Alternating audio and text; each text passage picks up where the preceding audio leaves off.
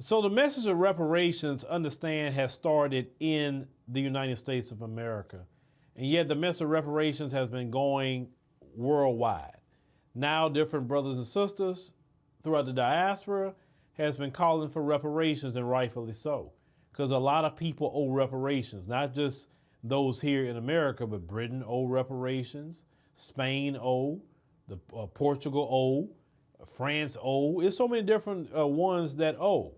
So you got this woman here who think that she can just think she's absolved for reparations. And when I say she, because it's a link to her ancestors, but let's go ahead and roll this clip. We owe you nothing. You've already taken so much more than we were ever willing to give. If you're unhappy here in Britain, truly unhappy, then please leave. And if you want to start looking at the past, then please look at the whole picture and not just cherry-picking things that match your narrative. Maybe you should start by demanding reparations from other black people, because black people for over 200 years sold other black people to Portuguese, French and British merchants, but other black people from other tribes, but they were of the same race. So maybe you should start demanding reparations from other black people, but that wouldn't suit the anti-white narrative, would it? Reparations are just another form of anti-white guilt, and our answer is no. The age of guilt is over. Thank you for listening. Oh, no, ma'am. The age of guilt is just beginning. The age of condemnation is just beginning. The age of judgment is just beginning. You can say no all you want. It doesn't matter. Black folks is going to get reparations. It's going to happen, whether you agree with it or not.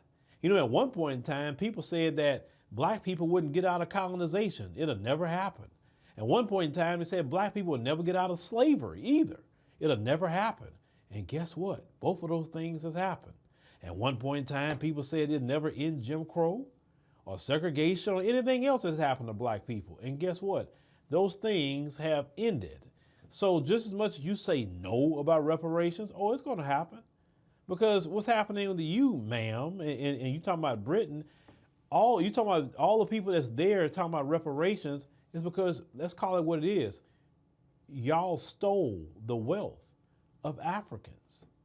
And if Africans are over there in Britain, they just getting their resources back out of you. That's all. You wouldn't have an immigration problem if you didn't ruin the countries of other people. Every African and Caribbean that's over there that you colonized, they should be over there, have a right to go over there and take every resource they need. And they have a right to complain because the life you live in is built off of the backs and the wealth of their countries. So I have no issue with them going over there and collecting what you owe, because let's call it what it is. Your British pound is backed up by the gold of Ghana. And the Ghanaians should be over there collecting from you too. You understand what I'm saying? If you don't want nobody saying nothing to you, well, give all their wealth back. You want the people to build yourself up by bootstraps, right? And see, people aren't like you.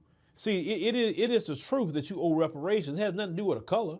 It's just the fact that you owe. And because you live in the life you live in based off of the evil that happened to my ancestors through your ancestors and their ancestors of the brothers and sisters in the diaspora, then you owe them reparations too. And you want to be real, Britain owe Black America reparations as well.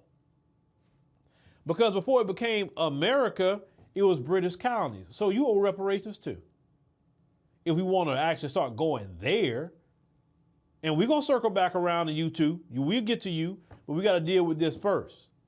Well, now, it should be a global call from everyone in the diaspora for reparations, because they don't like to hear that, because they know what they done. They know what they stole. They know what they owe. So keep telling them every day, oh no, you going to pay reparations. We need that. Because to be honest with you, it vexes them. It vexes their soul to hear reparations because they know they owe it. You understand? So keep telling them that. Keep having reparations movements. Keep fighting for reparations. Don't let that go. Don't let it go. Don't let it go until you are paid reparations in the form of cash payments. It's not no program. It's not no education. It's not no daycare. It's not no voucher for a house.